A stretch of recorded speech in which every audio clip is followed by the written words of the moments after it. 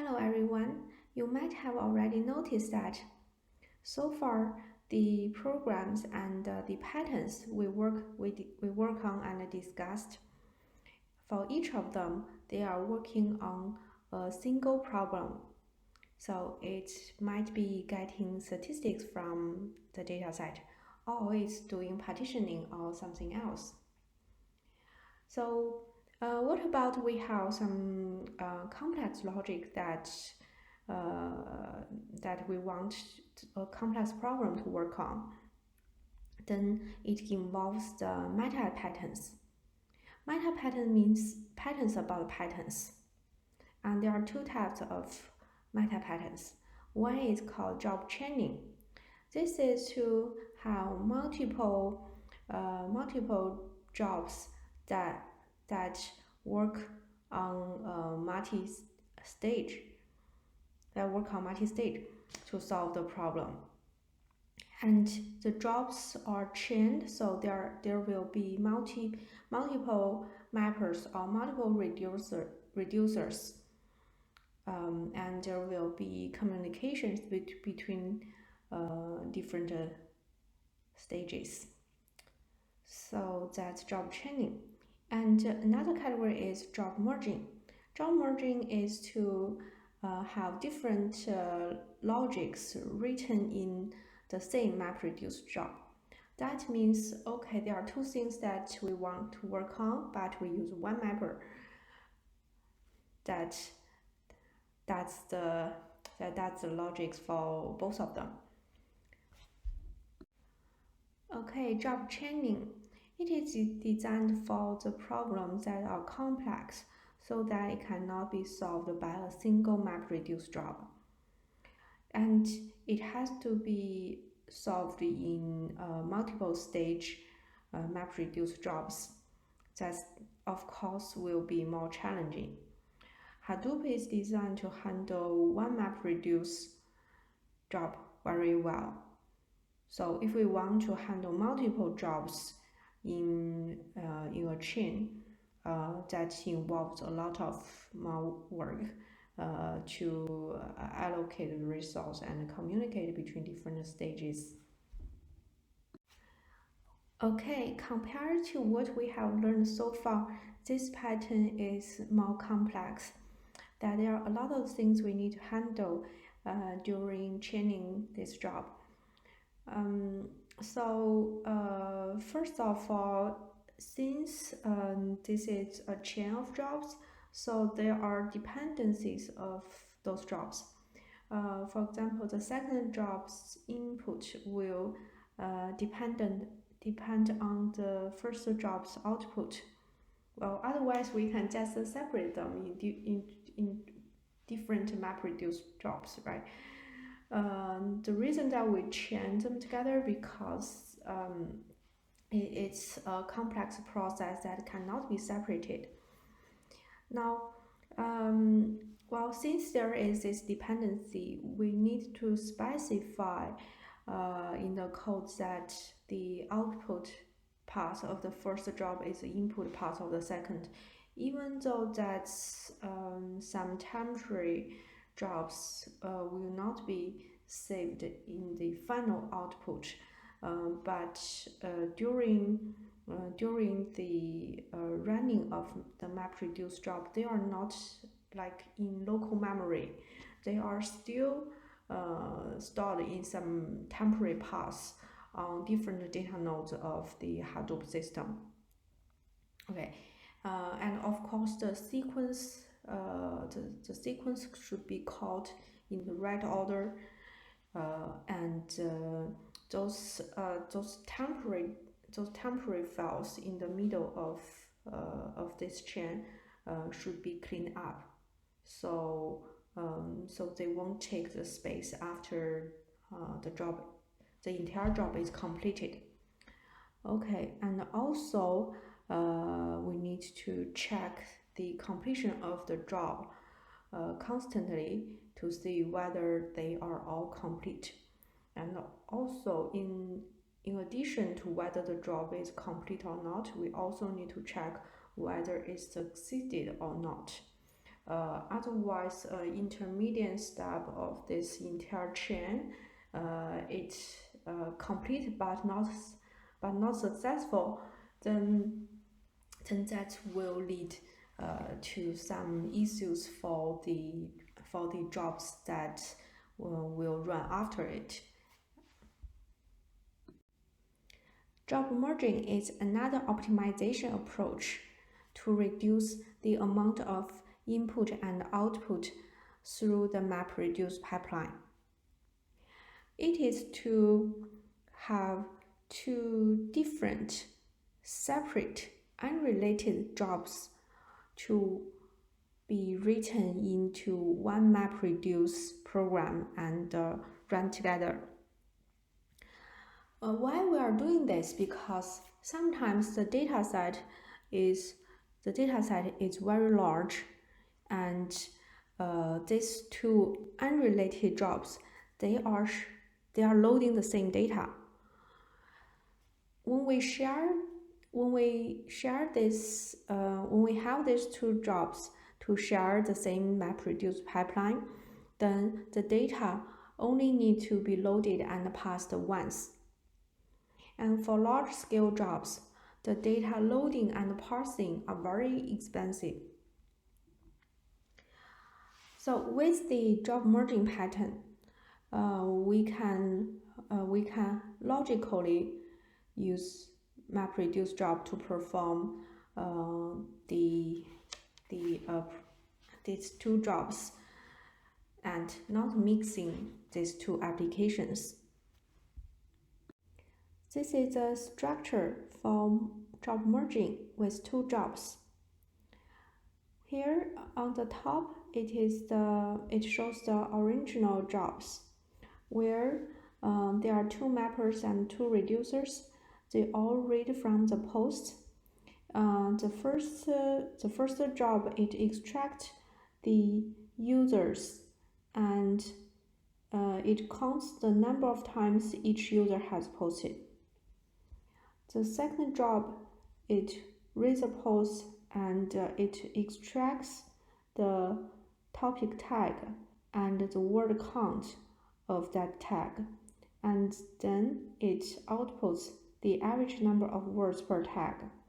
So based on what we have learned so far, we can do this easily, separately, right? However, these two mapper and reducers are reading from the same post. So if the post is a very large data set, and there is some optimization of the input and output, it will be more efficient in terms of running if these two jobs are merged together. Then the large input and pass, we will only do it once. So in the bottom, this is merged. This shows the merged jobs. The post will be read only once, and the mapper aggregates the logics for these two mappers, and the reducer aggregates the logic of these two reducers, and output two types of output, which are the output of these two jobs. And of course, this job merging can be done for multiple jobs as long as the system can handle the computation.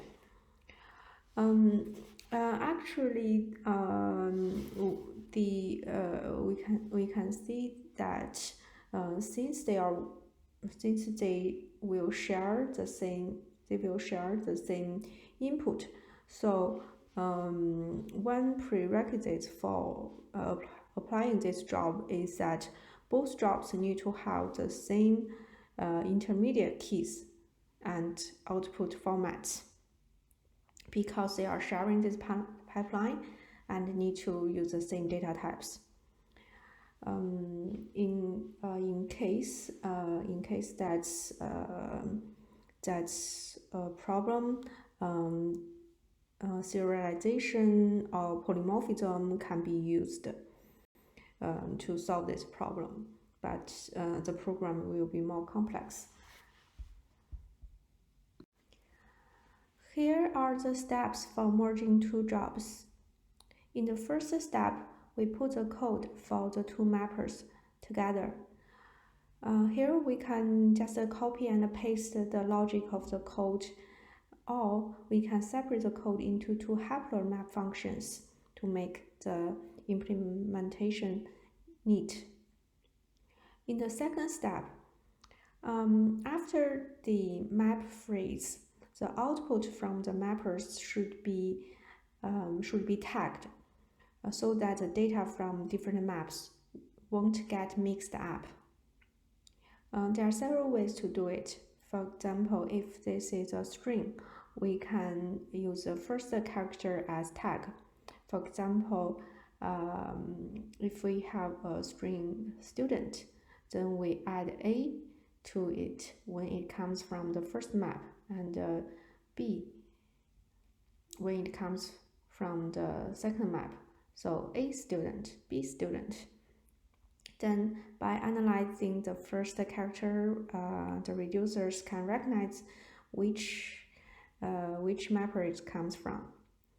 And another way is to make a custom composite tuple-like key that stores the tag separately from the original data.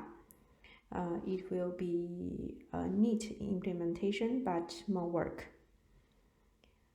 The third step is in the reducer.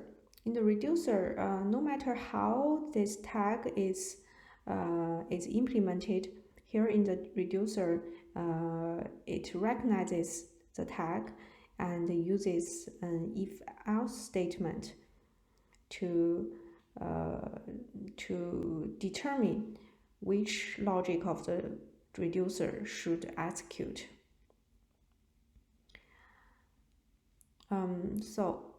The tag is the specification of how this reducer will work on that logic.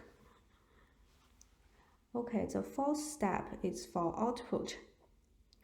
When the reducer finishes its job, then the output will be stored on HDFS.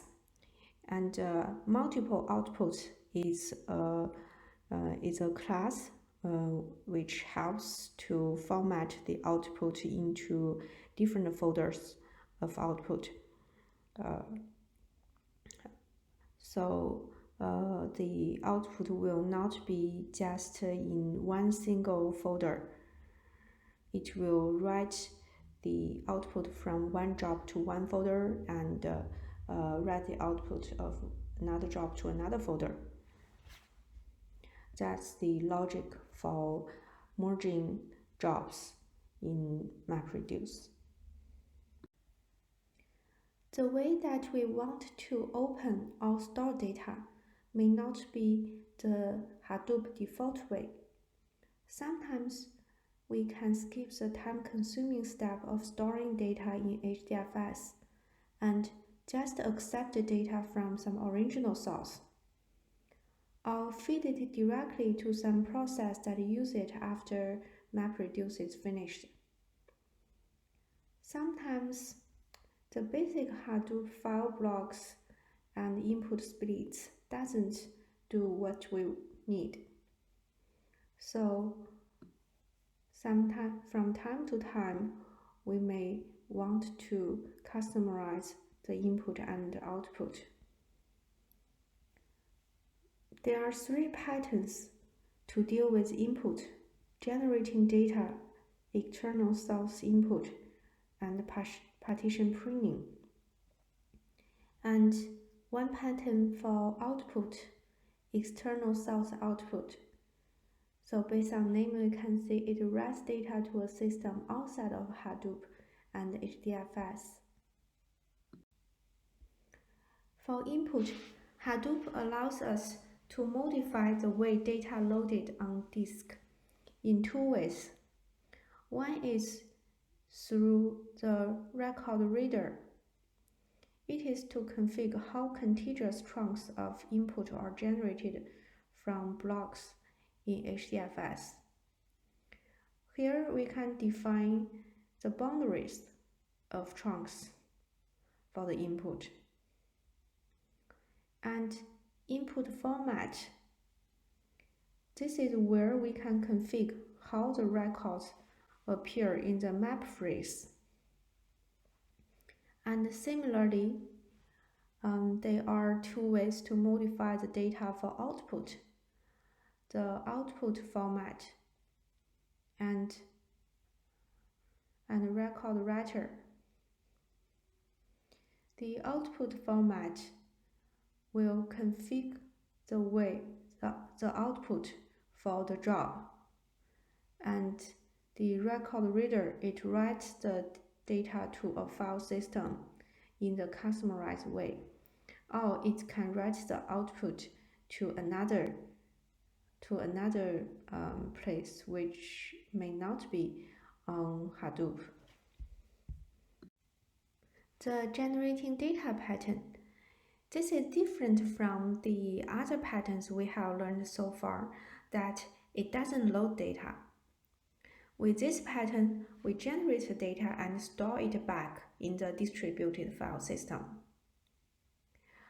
Why we don't want to read data and only generate data? So there are some use cases for this pattern. Sometimes we want to build some representative data set for large-scale testing. This is when the real data is too small or not applicable. Then we can build our toy domains for proof of concept. So here on the right-hand side, this figure shows the structure. To implement this pattern in Hadoop, first implement a custom input format and then use a record reader to generate the random data. This pattern is map only. The input format creates the fake splits from nothing. So there's no input, so there's no the actual input data that it reads from. So it creates those fake splits, and then the record reader takes the fake splits and generates random records from it. And in the map phrase, the identity mapper is used to just write the data out as the weight that it comes in. The external source input is used when we want to load data in parallel from a source that's not part of our MapReduce framework. The external source can be SQL database or a web service. There are some reasons that we want to analyze the data directly from the source instead of staging it first on the Hadoop system. It's because it may be faster to load the data from the outside of Hadoop, or especially when we only use the data once. So here this figure shows the structure of the external source input pattern. The input format creates the input split objects, and input split is a trunk of logical input, depend on the format in which it will read the data. And the input split contains the knowledge of where the sources are and how much of each source is going to be read. Then this framework uses location information to determine where to assign the map task. and the record reader uses the job configuration and input split information to read the key value pairs. So that's the external record reader, and after it reads in the data and send it to mapper, the rest of the process is the same as what we usually do with MapReduce. Partition pruning. By default, all the data loaded into MapReduce job is assigned into the map tasks and read in parallel. Partition pruning is to select the data loaded into MapReduce based on the name of the file. By the partition pruning pattern, we can dynamically load the data based on the predetermined key to partition the data. Remember that in the partitioning pattern and the binning pattern, we can partition the data into different parts with different criteria for the key, and with the partition pruning pattern, we can read the data, only read the specific part of data that the key satisfies certain values. So by reading only the data partition by a common value, we can avoid a significant amount of processing time by looking only where the data we need in the problem. Here is a structure for partition pruning. The input format is where the pattern implemented. The getSplit method determines the input split that will be created and the number of map tasks. This configuration is for selecting the files that sent to map. This configuration is usually a set of files. So the configuration is usually specified by a query that describes the criteria for selecting the file instead of the file path.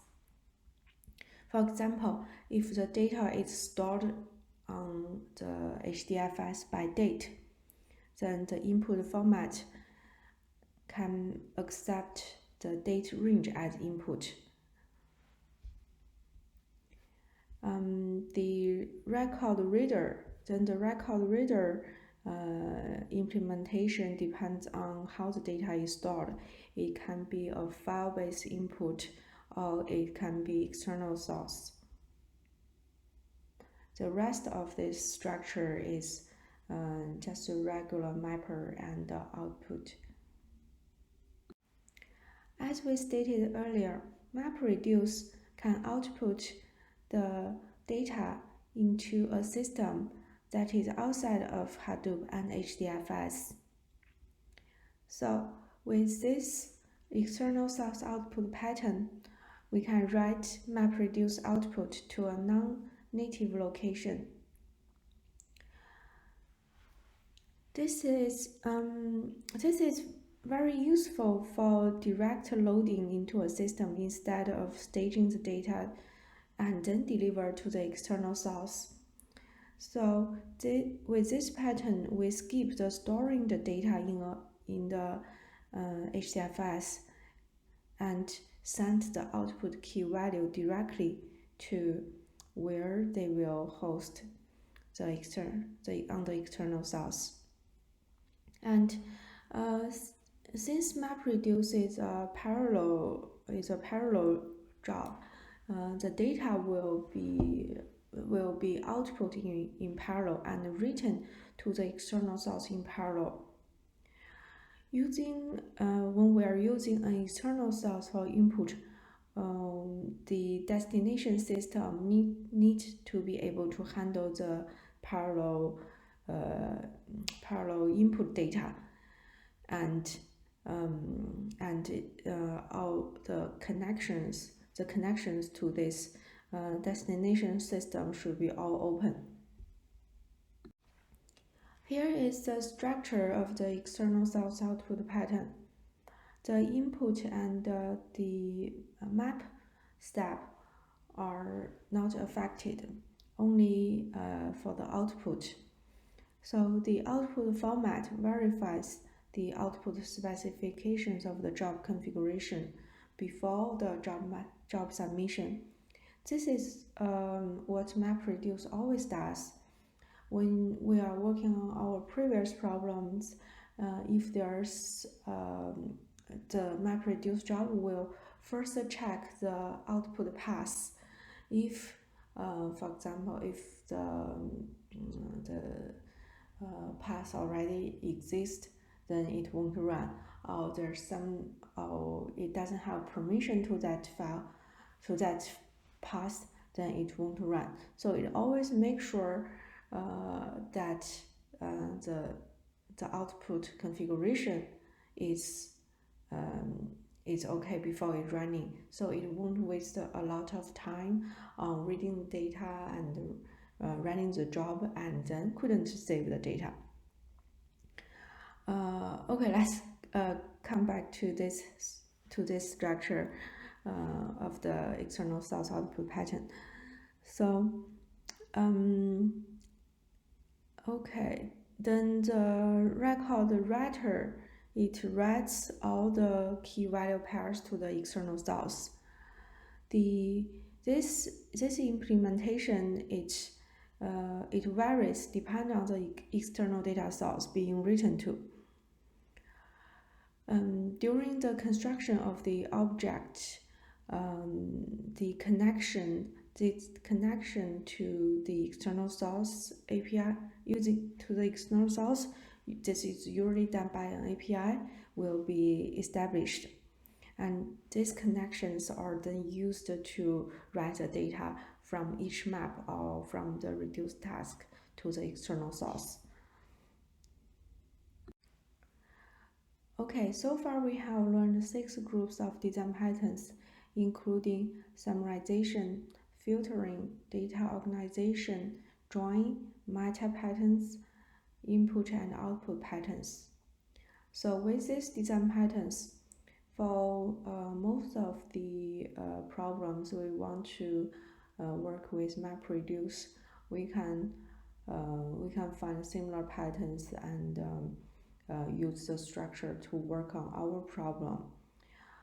So here the summarization pattern, filtering pattern, data organization pattern will be very helpful for most of the problem that we are working on, and it will be very useful to get to know, understand, and be able to work on them. And drawing pattern, for drawing pattern, meta pattern, input and output patterns, those patterns are good to know. They are not required for implementation. While drawing pattern is quite complicated, but for drawing patterns, it will be very useful when we are working on higher level APIs, to know how drawing is working. So we won't. So when we are working with high level APIs, we won't do something that's even though it will run, but it consumes a lot of more resource than they should be. And for meta patterns, they are also more complicated than the other patterns here. So the higher level APIs, for example, Pig and Hive, the program will be will be transformed into multiple MapReduce jobs. So for complex problems, we are going to use higher level APIs instead of writing our own job chaining and merging programs. Okay. And for input and output patterns, for this category, it's still good to know. And in this course, we are now going to work on them. All the data given, we won't read from external, and we won't need to write to external. And that's all for the patterns that we learn for MapReduce.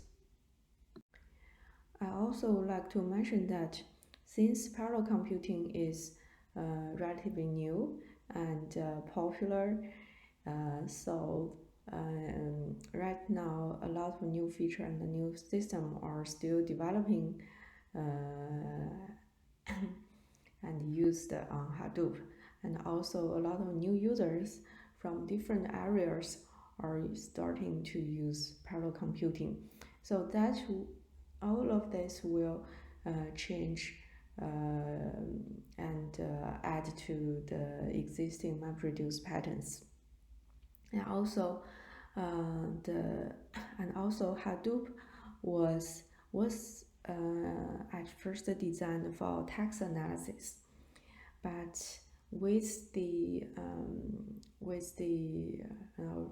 rich information from all types of data, is now no longer limited to text analysis anymore, including the new data types, including the multimedia like image, audio, and video.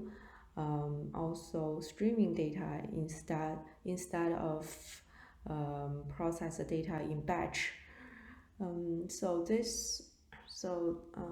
The change of nature of the data will also require different design patterns, because they need to be taken care of differently. So there will be growing trend of different new types of design patterns in this area. Okay, and that's all for today. Bye.